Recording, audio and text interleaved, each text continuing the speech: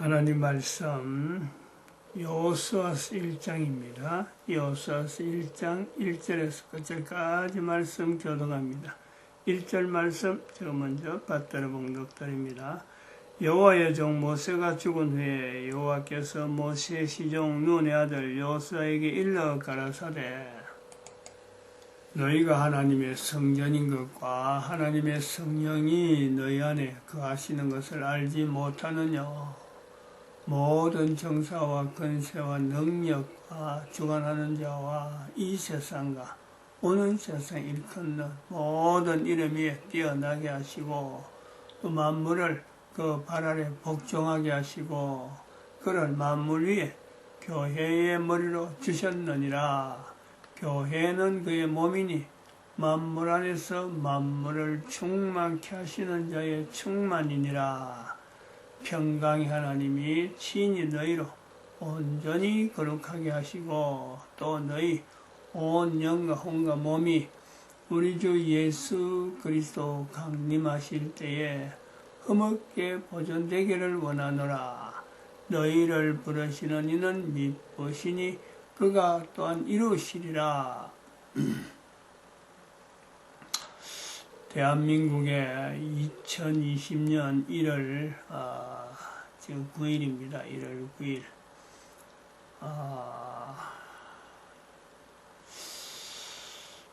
대한민국의 참 현재 국가 정세 풍전 앞에 풍전등화라고 하죠. 풍전등화, 바람 앞에 등불. 요즘이야 좀 빛을 이야기할 적에 뭐 형광등, 전기불, 그 전기불이고, 자동차, 헤드라이트, 그거는 바람을 뚫고 나가잖아요. 비바람, 눈보라, 치는 속에서도 불빛은 비춰주는 거죠. 풍전등화란 말은 지금 경우는 해당이 안 됩니다. 근데 풍전등화는 호롱불, 촛불, 이렇게 그 바람의 영향이 굉장히 민감하죠.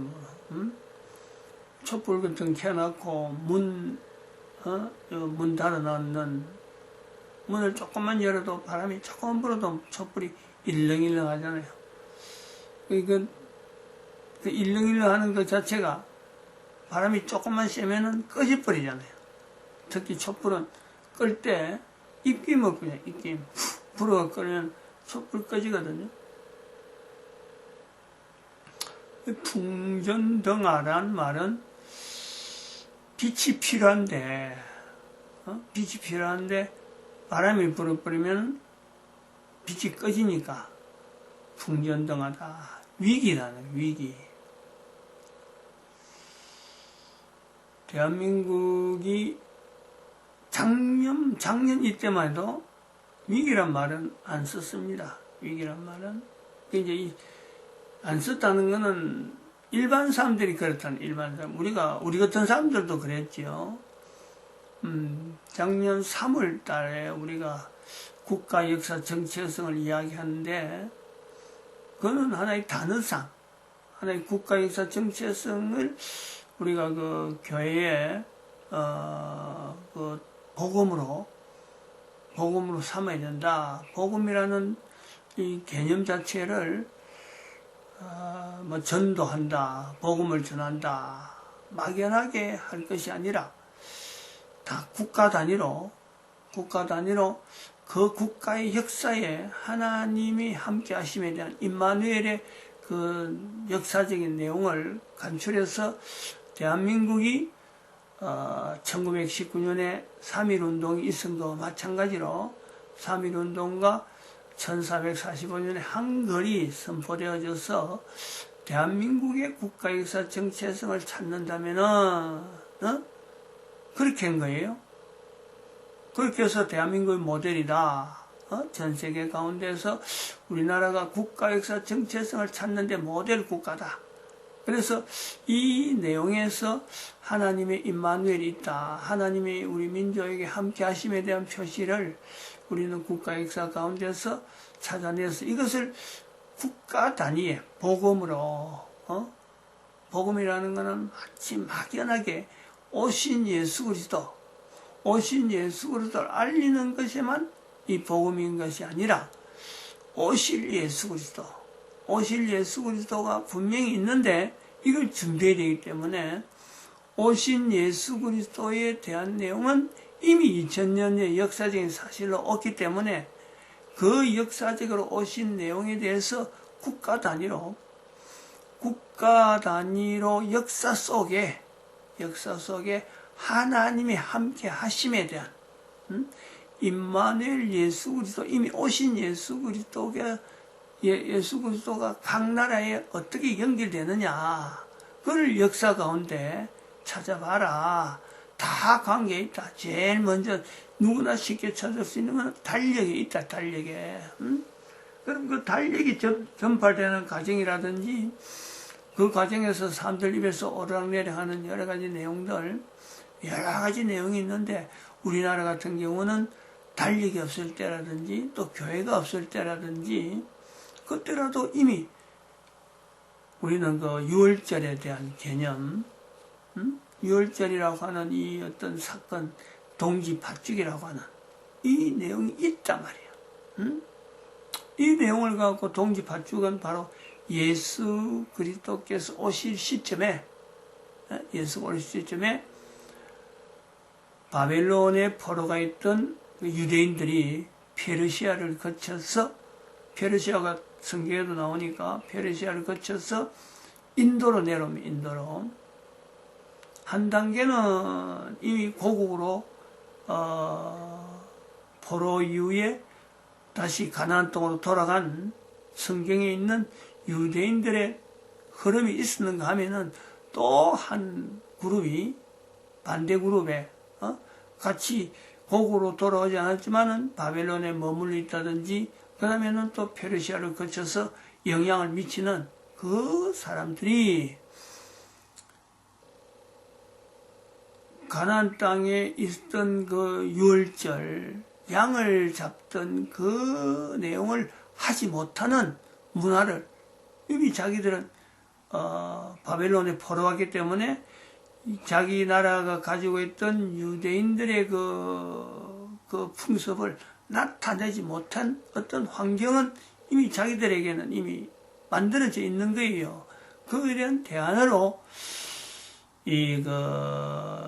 유월절의 개념을 표현하는 내용에서 먹는 음식, 이 동짓날에 팥죽으로 이 어떤 유월절이라고 하는 개념을 가지고 있던 유대인들에 의해서 페르시아로 와서 인도로 내려온다. 인도로 내려오는데, 인도 내려오는 그 흔적이 그 도마를 통해서 도마행전이라고 남아있는데, 그 글들 중에는, 그것은 이제 도마행전은 예수님 오실 시대예요. 도마가 인도로 갔다 하는까지 되어 있는데, 도마행전이 있다 없다 그거는 성경으로 인정되지 않지만은, 이 도마행전이라고 하는 글 속에 있는 내용, 전해오는 도마행전 내용 안에 춤추는 여인이라는 이름이 나와요. 춤추는 여인. 도마가 인도에서 춤추는 여인이 자기한테 와서, 춤추는 여인이 자기도 도마하고 같이 가겠다 하는 기록이 있어요. 근데 도마가 오지 말라, 같이 하지 마라, 같이 가는 거를 이렇게 거부하는 그 내용이 나옵니다. 근데 여기서 저는 이제 보는 것이 바로 춤추는 여인이라고 하는 이 내용, 이 여인이 결국 우리가 대한민국에 남아있는 무당이라고 하는 단어, 무당이라는 단어, 그것서 무라는 자체가 춤춘다 하는 이 내용이 있단 말이에요. 근데 그 춤추는 여인이라고 하는 것과 무당이라고 하는 내용에서의 대한민국에 남아있는 이 어떤 계급, 일종의 계급인데, 이 무당은 신라시대 초기에는 하나의 계급이라, 계급. 국가의 귀족 계급입니다. 귀족 계급. 어떻게 해서 귀족 계급이 형성되었느냐? 바로 그것에서 우리가 나오는 게 가야국이죠. 가야국. 가야국이 역사가 없습니다. 역사가. 기록을 하지 않는 이런 어떤 연결점. 다시 말하면 기록을 하지 않는다는 것은 문자를 몰라서 그런 것이 아니라 기록이라고 하는 이 내용에 대해서요. 굉장히 신성시하는 이 성경이라고 하는 이 내용을 연결할 때 성경의 문자를 기록하는 이 계급은 제사장들에 의해서 연연되어서 계속 전통적으로 넘어왔기 때문에 제사장직이 아니면은 기록을 하지 않는 이 어떤 그 관례 요가 우리가 보는 거죠. 그래서 가야국이 멸망되면서 또한 가야국이 신라에 영향을 주면서 형성되었던 그 계급 중에서 무희가 있다. 무희. 이 무희는 지금은 뭐 참 예사로 지나가지만은 바로 김수로 왕의 가야국의 김수로 왕의 그 아들들이 그 허왕욱이 그 부인 허왕욱이 아들들에게 요구한 내용이 이 사람들에게 한 것은 바로 그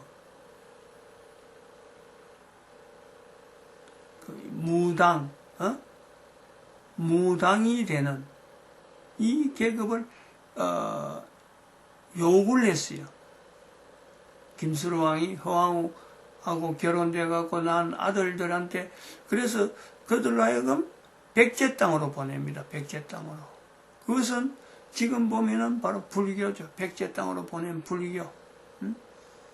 그래서 이 무당이라고 하는 이 내용은 가야국에서 있었을 어떤 계급, 다시 말해 선지자적인 계급이 무희라 무희.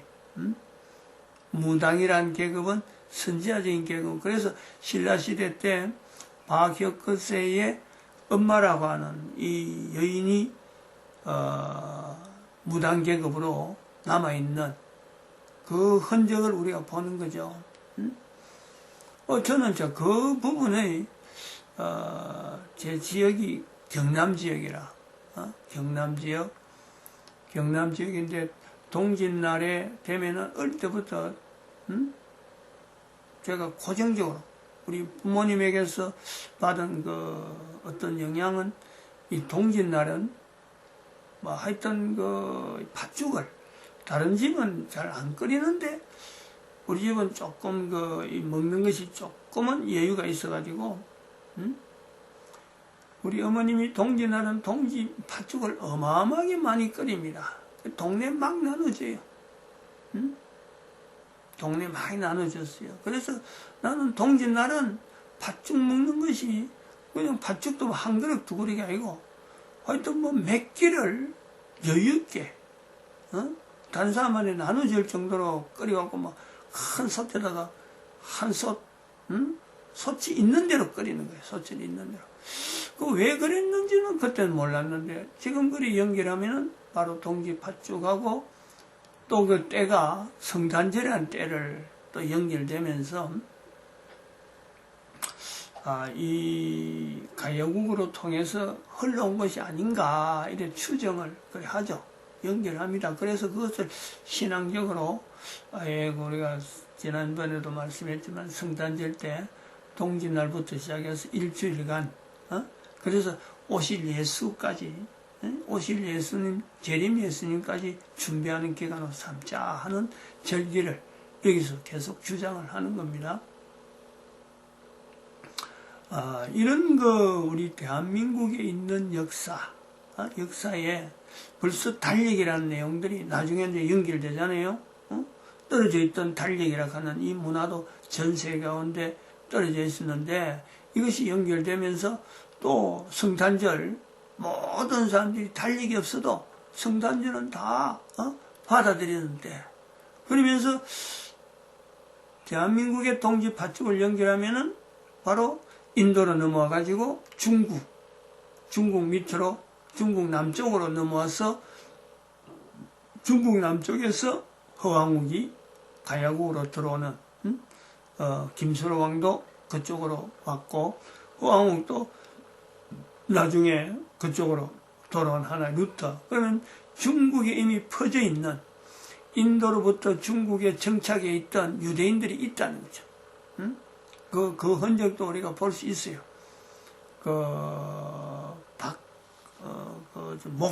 목부라고 있어, 목부. 중국에 오래전에 역사 가운데 목부라고 하는 이 자료도, 요 텔레비전에 가끔 목부 무슨, 드라마 하는 그런 것도 있는데, 목부가 있어. 나중에 이제 박혁거세, 점이 나오네요. 박혁거세 이름이 목부에, 목에다가 점이자, 점점. 즉, 무당이라 나타나는 점. 이 계급이라는 거예요. 박혁거세 엄마가, 무당이라 하는, 그 계급이 있었다는 걸 알아요. 그래서 저는 박씨라고 하는 이 내용이,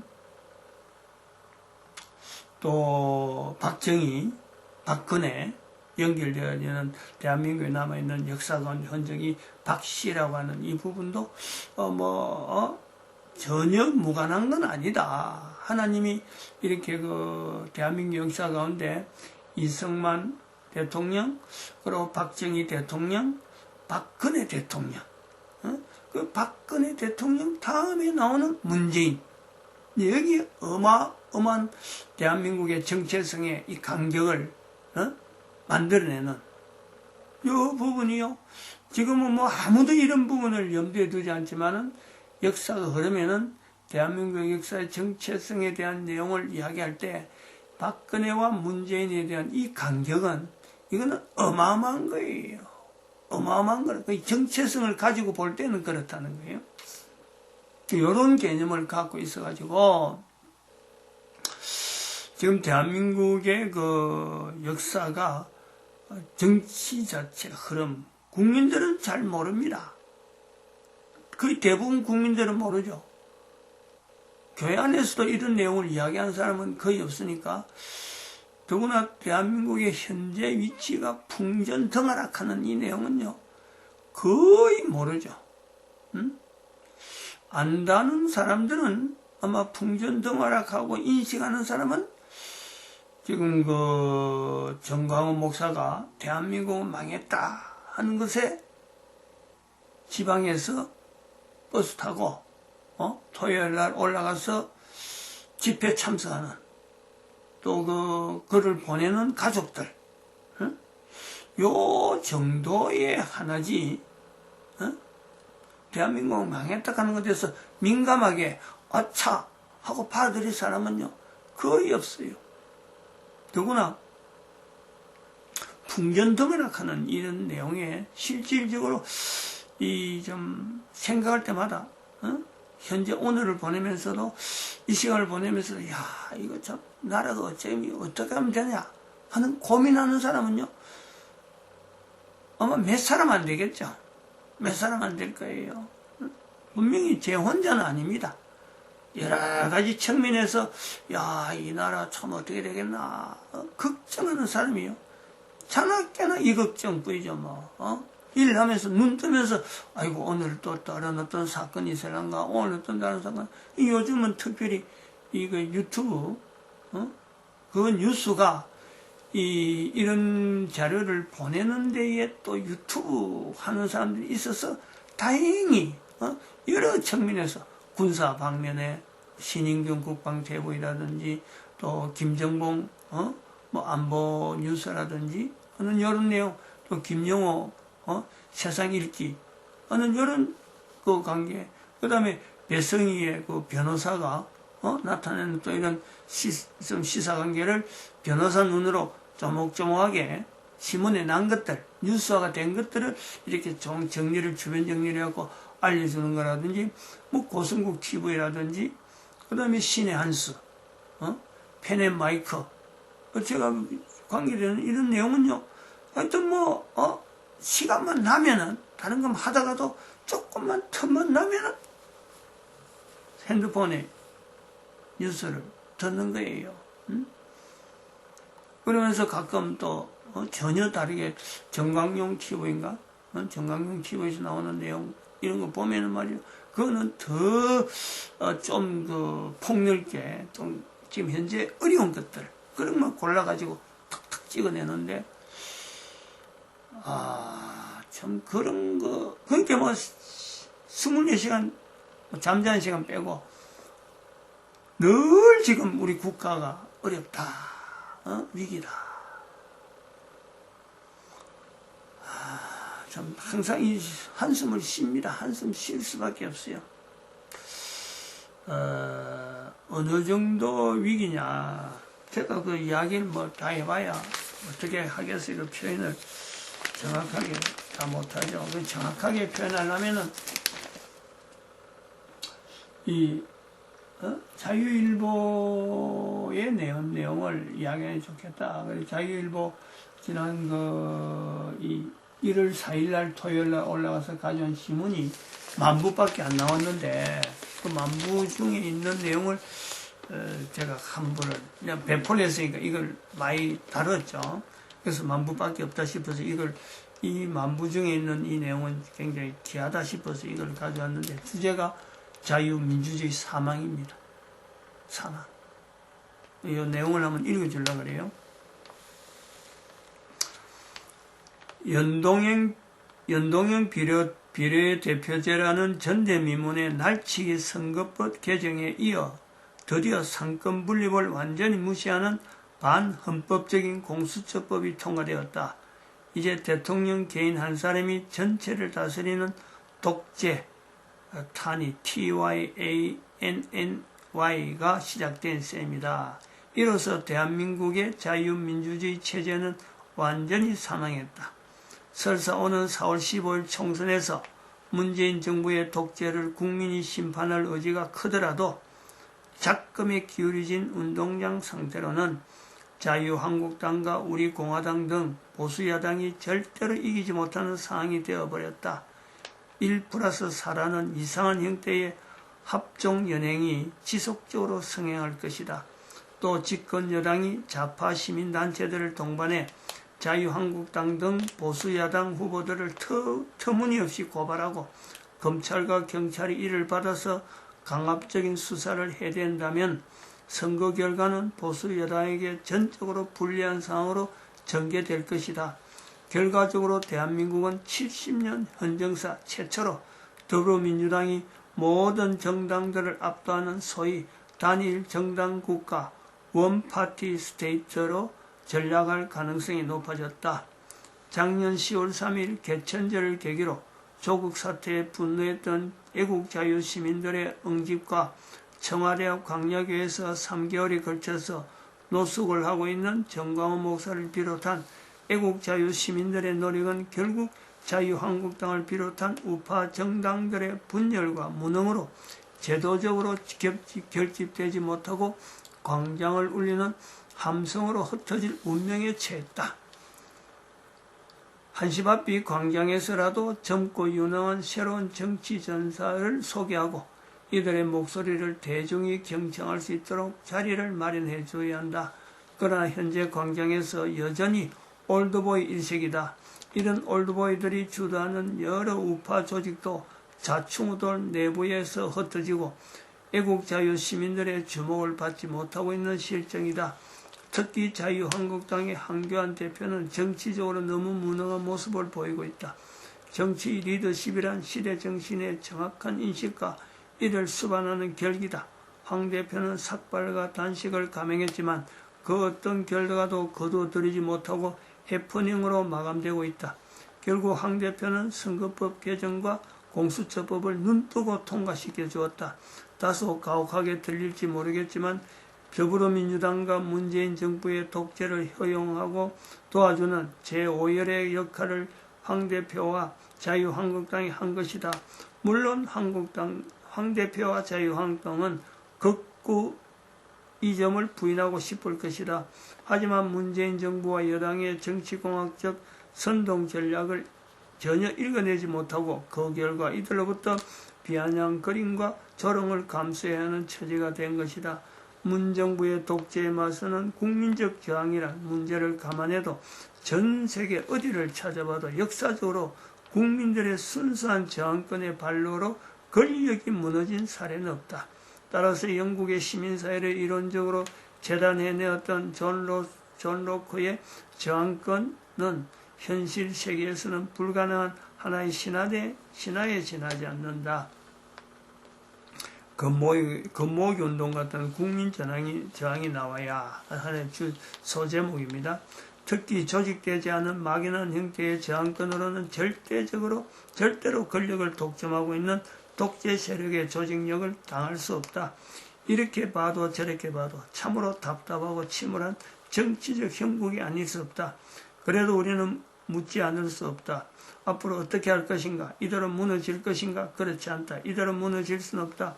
지난 1997년 IMF 위기 사태, 당시 세계가 깜짝 놀란 한국 국민들의 금모으기 운동이 벌어졌듯이 자유민주주의 체제를 강탈한 문재인 독재 권력에 대한 대대적인 국민 저항이 발현될 수도 있다. 그리고 북한 핵 인질이 되어버린 대한민국의 국제 정치적 사정이 또 다른 국내 정치의 변화를 촉구한 요인으로 작용할 수도 있다. 이는 벼랑 끝에 몰린 북한에 대한 동맹국 미국의 강경 조치가 대한민국의 국내 정치에도 상당한 영향을 줄 수 있기 때문이다. 또 전체주의로 가는 절대절명의 위기 상황에서 마지막으로 제1야당인 자유한국당의 집단적 저항과 결기가 나올 수도 있을 것이다. 국민들이 희망하는 혁명적 혁신으로 자유한국당이 거듭난다면 4월 총선에서 문재인 정부의 독재에 대한 국민의 심판을 제대로 내릴 수 있다. 자유민주주의 사망이라는 이 표현이 제 혼자서 주장하는 내용보다도 신문에서 일면에 나타내는 저 내용을 대신해서 현재 우리 국가가 또 정광훈 목사가 나타내는 대한민국을 망했다 하는 이 표현이 현재적으로 얼마나 참 표현이 적절한지, 또 지금 여기서 말하는 국가 역사 정체성이라고 하는 이 주제가 대한민국이 지금 현재 나타나는 데서 어두운 하나의 어두운 분위기죠. 근데 어두운 것으로 끝나지 아니하고 빛이 있다는 거죠. 풍전등 안에 풍전, 빛은 있다는 거예요. 일단은 풍전 앞에 빛이 있다. 그것이 바로 한 사람이 가지고 있는 촛불일 수 있는데, 이 촛불들이 이제 모여야 되는 거고, 또 이 촛불들이 또 강한 복음의 빛으로 교회가 임마누엘이라고 하는 이 내용이 대한민국 역사 속에 있다. 그것을 나타내기 위해서 이 시대에 정광훈 목사가 명결점, 하나의 우리 대한민국에 있는 역사 속에 있는 임마누엘을 나타내는데 1445년 한글과 1919년에 3.1운동, 그리고 100년 다음에 있는 그 빛으로서 정광훈 목사가 지금 현재 그 기능을 나타내고 있다. 분명히 우리가 고백할 수 있습니다. 마칩니다. 기도드립니다. 할렐루야. 함께